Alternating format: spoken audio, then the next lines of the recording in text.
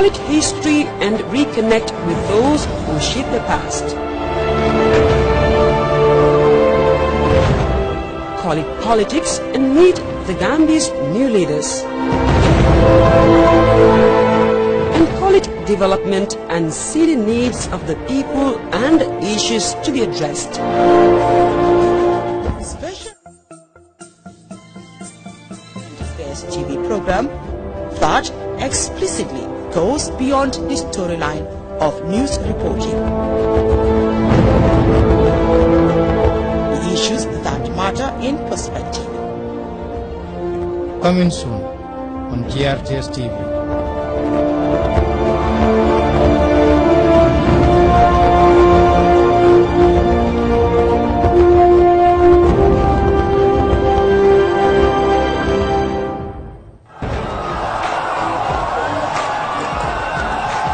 They came to power on the backdrop of promises to create jobs and enhance democracy and the rule of law.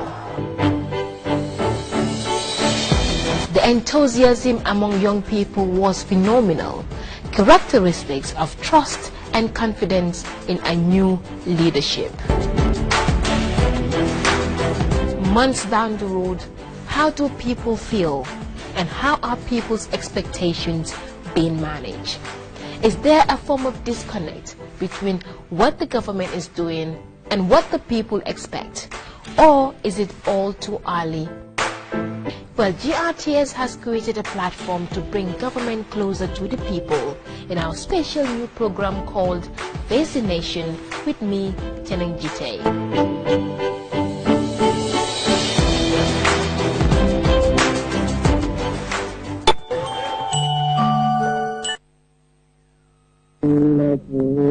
بشيء من الخوف والجوع ونقص من الأموال والأنفس والثمرات وبشر الصابرين الذين إذا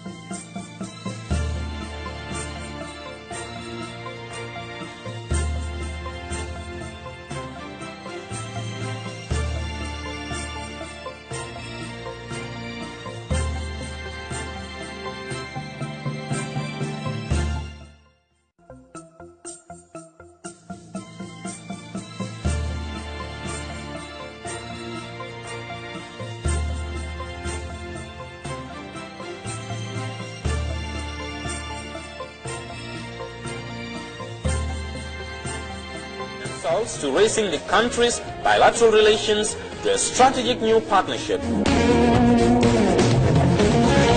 In this regard, the Senegalo-Gambian Permanent Secretariat, an interstate institution for harmonization of policies and cooperation between the Republic of the Gambia and Republic of Senegal, proudly presents a two-day high-level networking forum for both public and private sector institutions within Senegal and the Gambia, under the theme Bringing People of Senegambia in a Single Interactive Multi-Sectoral Business Platform. The event is taking place from Thursday 25th to Friday 26 May 2017 at the King Fahd Place Hotel in Dakar, Senegal. Sponsors are invited to this all-important event that shall shape the two nations' future economies. For information on how to be a sponsor of this event, call 990-8343 or 7890-132 or 676-7002. The Gambia and Senegal, two nations, one people, one voice.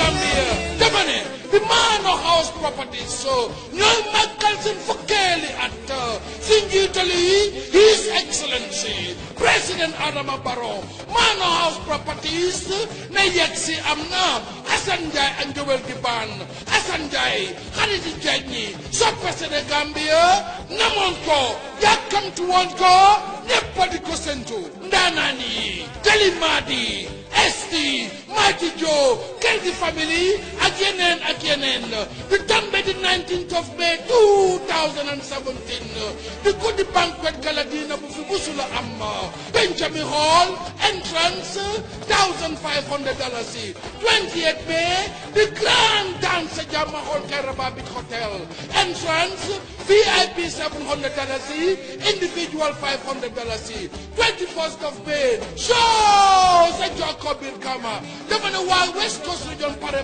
jot kër musu leen koo gis entrance $350 suñu réew Gambia.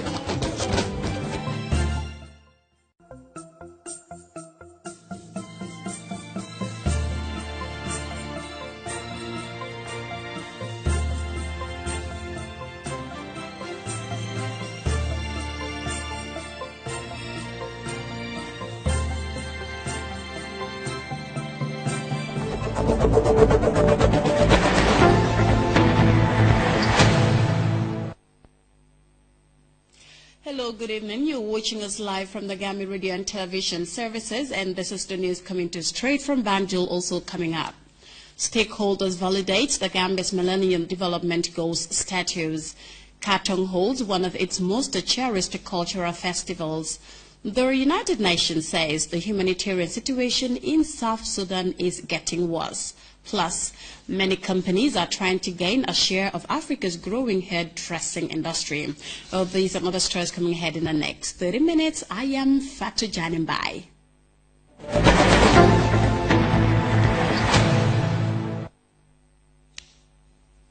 Hello and welcome to the news. Actors and stakeholders in the implementation of the Millennium Development Goals, MDGs, have validated the final status of the MDGs in the Gambia. Isatou Keita takes a look at what the MDGs are and how far the Gambia has gone in achieving them. It was born in the year 2000 as the Millennium Targets to make the world a better place for humanity. The Millennium Development Goals ended in 2015, with countries reviewing their status for a common country report. Now that the MDGs have come to an end, 2015, the country felt it is very important for us to take final stock of our implementation of the MDGs with a view to learning lessons, so that as we integrate the Sustainable Development Goals, we will be able to reflect on some of our experiences as far as implementation of the MDGs are concerned into the new National Development Plan that is currently being finalized. The Gambia has been implementing MDG targets for the past decade, with noticeable achievements in health and education, but fell short of eradicating hunger and poverty. Tremendous progress has been made in the implementation of the MDGs in the Gambia. The enrollment of children in in this country into primary schooling has grown remarkably. Child mortality and maternal mortality rates have declined. Significant progress has been made on combating HIV/AIDS, malaria and tuberculosis. Access to improved water sources and sanitation facilities have increased. The draft report we are validating today indicates that results are mixed, as progress has not been uniform across all regions, all the 7 goals, and even within the targets. In a nutshell, the Gambia's overall MDG achievements rated at 28%, which indicates there is still unfinished MDG business. With the country's overall performance rated at 28%, the Gambia has a lot to address before recommitting herself to the Sustainable Development Goals for the next 15 years. For GRTS News, I am Isatou Keita. The Gambia continues to attract investors from around the world. The most recent is a visit by a group of French entrepreneurs who called on the Minister of Foreign Affairs, Ousseynou Dabo. Abdunjai has been speaking to them, and take a listen. Here to meet with different authorities to explore what are the possibilities of doing business in the Gambia. So it is in this sense that we have paid a courtesy call to the Honorable Minister of Foreign Affairs, who were very helpful in coordinating this visit together with the French ambassador accredited to the Gambia. So that purpose that we are here today. We've met with GAIPA. We're paying a courtesy call to the Minister Dabo. And from here, we're also paying different sectorial visits to different ministries for them to have a look firsthand as to what are the opportunities for investment in the Gambia. How has that, have the meetings that you have held so far been? So far, excellent. But I should leave these answers to the colleagues and the team. Thank you. We are very happy to follow this new democratic page of the Gambia country. And as you know, we follow this way, and we came with the famous French company based in Senegal. And so the both countries are so close that it's evident that we have to develop and improve our real relationship. And we came with a lot of specialties as infrastructures and insurance and cemetery and services and anything like that. And we are sure that there are a lot of things to do and to help the development for Gambia. What are some of the areas that interest your company? My company, we are especially in energy and mechanical specialties and maintenance. And today, for example, we work already with NAWEC companies and with airport and some fishing companies. Energy is a particularly very important sector, I mean, in the Gambia, with the area that you've mentioned, NAWEC. What have you discussed with NAWEC so far? I don't know very well your economic ways, but I think, as I've seen today's, agricultures are very important, and also services and energy for sure.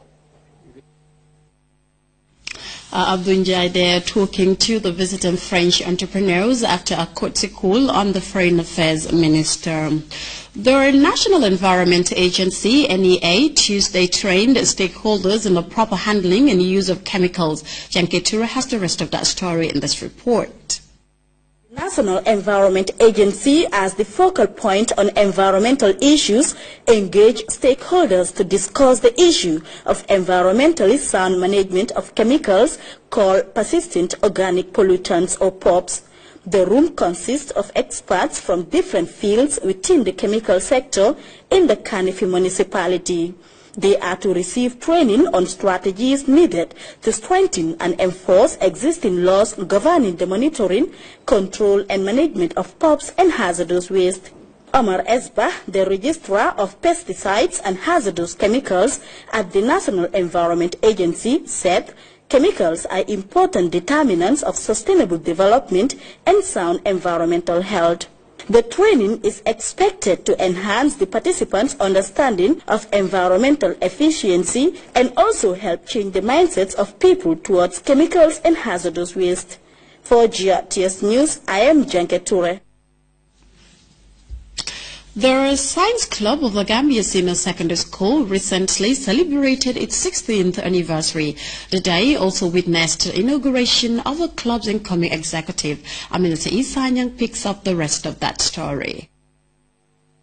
From the commerce students, now to the science students of Gambia Senior Secondary School, who gathered to mark the club's 11 years of existence. This particular event had the theme, Science is Power, with particular focus on its diverse nature in the world. A lot of students wouldn't like to even hear the word science because they believe it carries the world. Yet, we always want to make it smaller for you to know and to understand. And that is why we gather here every year so that we show you the beauty of science in this world.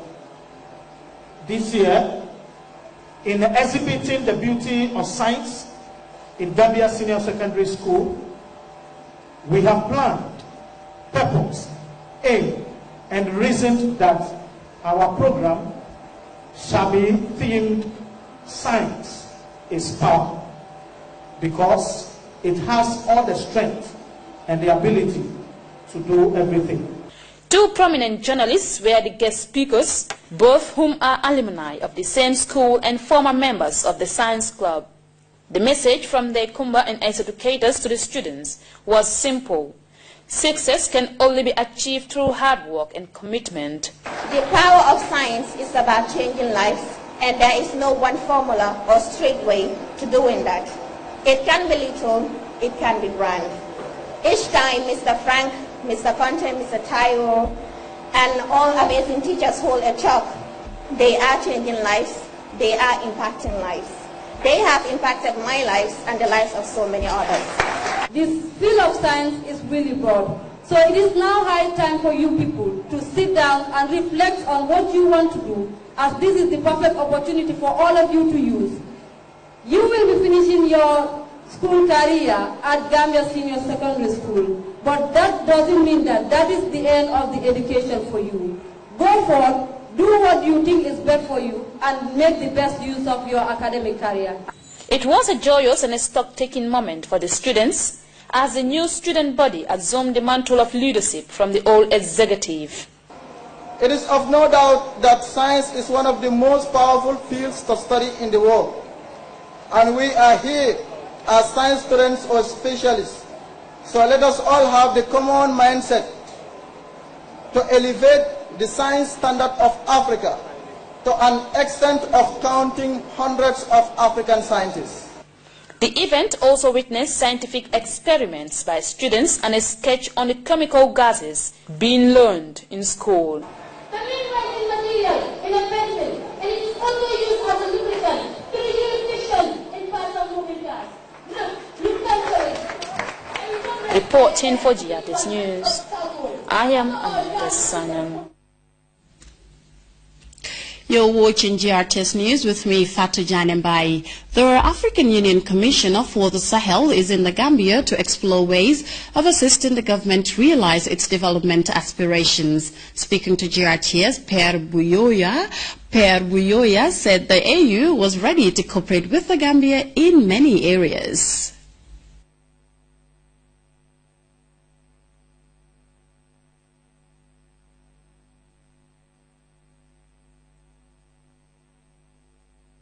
In the news, the community of Katong last week held one of its biggest cultural festivals, which attracted hundreds of people from the community and nearby villages. Alfamara Kanyi tells us more.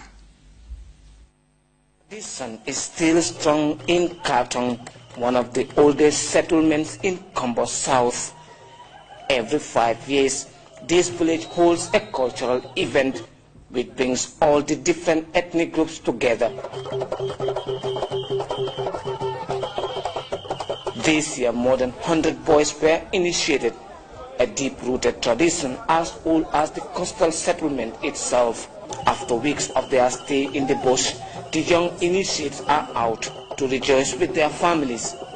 The process is a cultural transition from childhood to manhood. The good part of it is that it's a way for Africans, especially Katonkas, to showcase their culture. This is the important part of it. And I am very much happy, especially this time, the way the youths contributed towards it. The tradition is still under the protection of the village elders. They do everything possible to ensure its preservation. We need to make sure we preserve our culture. These are some of the good things that we have, and these things have been passed on from our forefathers. And as a family and as custodians of this culture, we want to make sure that we preserve this culture.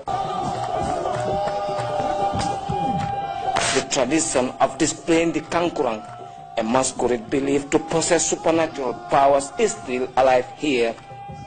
Another event of this magnitude is expected in the next 5 years, when people from all walks of life will again meet in Katong to enjoy a rare piece of our tradition. Reporting for GRTS News, I am Famara Kani. The African Union Commissioner for the Sahel is in the Gambia to explore ways of assisting the government realize its development aspirations. Speaking to GRTS, Pierre Buyoya said the AU was ready to cooperate with the Gambia in many areas. Take a listen. The purpose of our mission, it is an assessment mission. We come to assess the situation in Gambia, to discuss with the authorities, the government, in which manner African Union Commission can assist Gambia. We have been told that there are already needs in 3 issues: security sector reform, dialogue and reconciliation, and economic recovery. Then we want to interact with the Gambian authorities to see what are the expectations, what are the priorities, and then after that we'll make a report to our principals, and then later we'll come back with concrete proposal on how African Union can assist. From the brief meeting you've heard, is there any prospect as to where exactly to start with assistance? I think the foreign minister has been very clear with us, had shown us in general what are the needs in those different areas: security, reconciliation, and economic recovery. Now, as he said, we have to discuss with the ministries and the services in charge to learn very in details what they expect from us. Pierre Buyoya, the African Union Commissioner for the Sahel, there talking to GITS's Teneng Jite. Now moving on, President Xi Jinping says China's openness can be traced back to the ancient Silk Road, through which many religions were introduced into the country. Rahibite visited one of the oldest and largest mosques in Beijing and the oldest Buddhist temple, and she files in this report. Islam is said to have been in China for over 1,000 years and currently the second largest religion in China, with about 25 million Muslims nationwide. The religion reportedly came through the old Silk Road, and according to President Xi Jinping, it is part of China's history of openness and inclusiveness.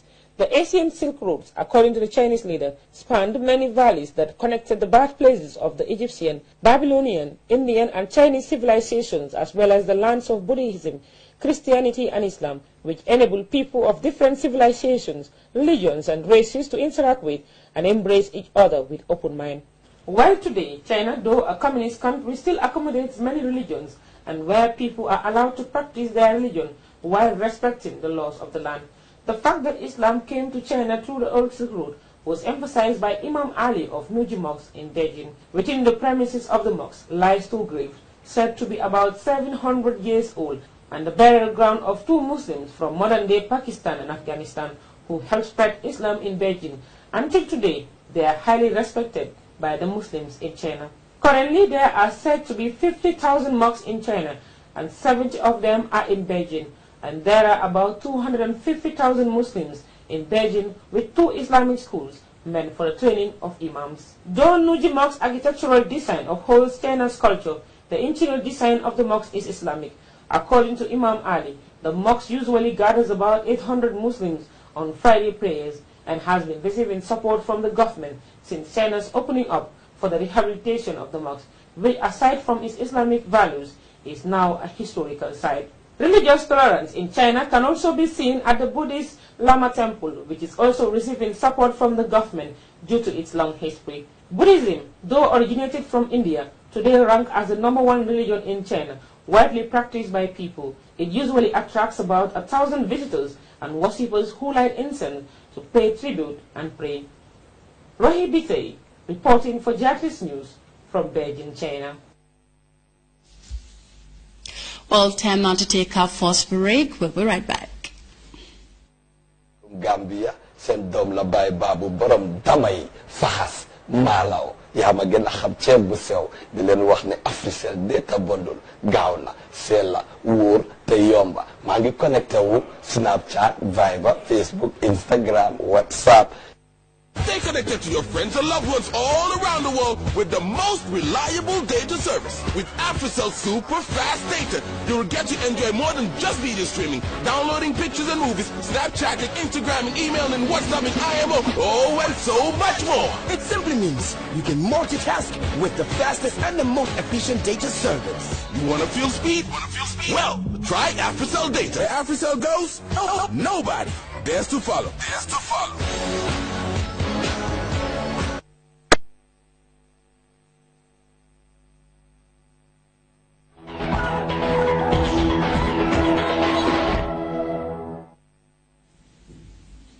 Welcome back, and moving now to some sports news. Newly appointed South African football coach Stuart Baxter will begin his second stint away to Nigeria in June with a clash against the Super Eagles for the 2019 Africa Cup of Nations Cup qualifiers. The Englishman has also set his sights on qualifying for the 2018 FIFA World Cup after signing a 5-year deal. We have details of that in the CGTN News report.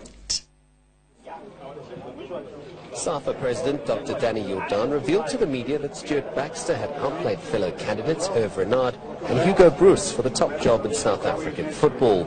After receiving more than 70 CVs, it was the 63-year-old that got the nod of approval from the search committee and has subsequently signed a 5-year deal. It was a unanimous decision of everybody, of Lucas Radebe, of Benny McCarthy, of everybody who was sitting there. There was not one dissenting voice. You must understand that.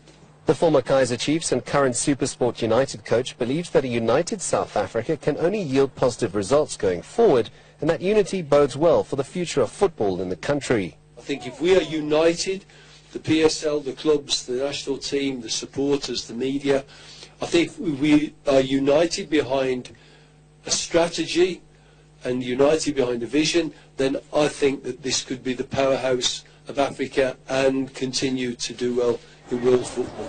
Baxter starts his new job with an AFCON qualifier away to Nigeria next month and is under no illusions that the task is indeed a demanding one, but is determined to get off to a positive start against the Super Eagles.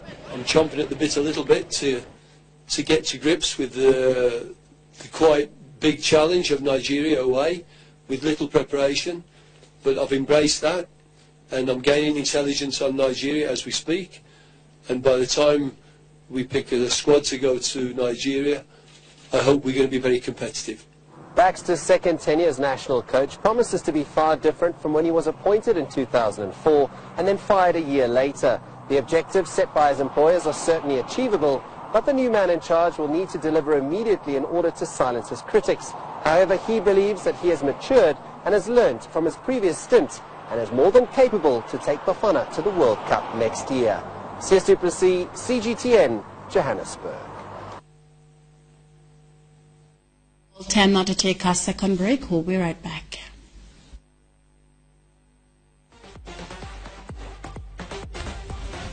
Hey, Lee. Hey, you look tense. I mean, what's up? I can't help it. The internet is way too slow.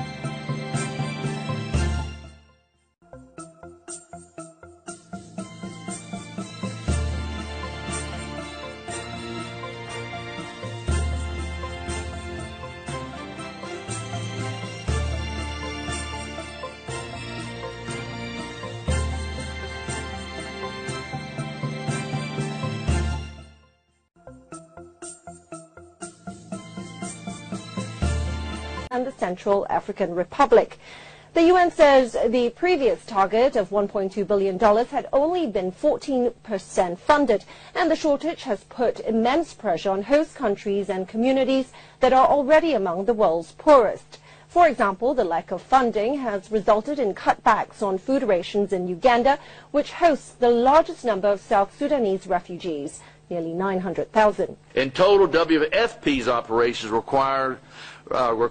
needs almost $900 million to fund operations in 2017. WFP urgently requires $243 million to meet immediate food needs. The focus of WFP at the moment is to ensure that enough resources can be generated immediately to provide support to the most acute food needs of 2.5 million people.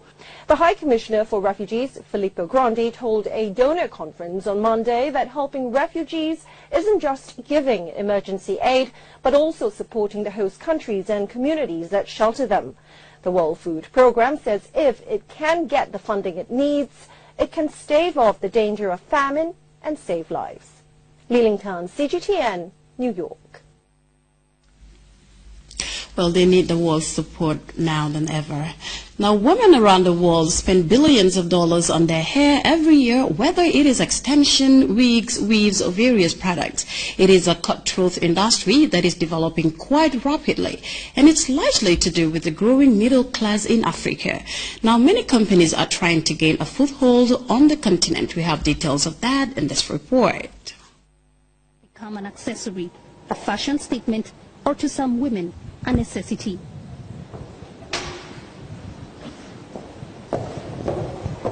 Beautiful. Well, wearing a wig may be easy, but behind this finished, beautiful work of art is an intricate, delicate production web. An assembly line that churns out millions of wigs and weaves. At the Henna and Rebecca factory, hundreds of women carefully sew pieces of hair into perfection, while others are hand knitting them. The products are made from real human hair and synthetic fiber. So we call it a high pulsing process. Our workers will have the introduction from our R&D department. They will give them a picture. Founded in the early 90s by June's father, Rebecca's initial plan was for the domestic and regional market. But in just a few years, it had spread to the US, Europe and Africa, where it has 2 factories in Nigeria and Ghana. The market is very interesting and also very passionate. You never feel have the concern the market have a problem. Africans are said to be spending at least $6 billion annually on wigs, weaves and braids, and keeping up with the changing trends is any manufacturer's challenge. For Rebecca, this means having a flexibility to cater for all. In Africa, products range from as low as $10 per piece of synthetic hair to hundreds of dollars for human hair. Synthetic braids are more popular in Africa because it's like very basic styles and more people can afford the price. Rebecca now produces 20 brands of weaves and wigs and exports to more than 40 countries. However, China remains its biggest high-end market. Pieces retail for as high as $800 in its 300 stores across the country. Wigs for them are like fashion items. And now a lot of successful women, they have a different life role. So with the evolving demands, the hair business certainly does not look like it will be gone tomorrow. And that's good news for Rebecca and many other companies. Jean Keo, CGTN, Henna. Well, our hair defines the woman in us. And before we take leave of you, a quick recap of our headline-making stories once again. Stakeholders have validated the Gambia's Millennium Development Goals status. Their community of Katong recently held a rite of passage cultural festival for over 200 youngsters. 2 million people have fled South Sudan amid a worsening humanitarian situation. And Africa's growing middle class has created a boom in women's hairdressing products that many companies are trying to take advantage of. Well, that was all in this edition of the News at 8. Thanks for the pleasure of your company, and I'll see you again at 2200 hours, inshallah. Until then, enjoy.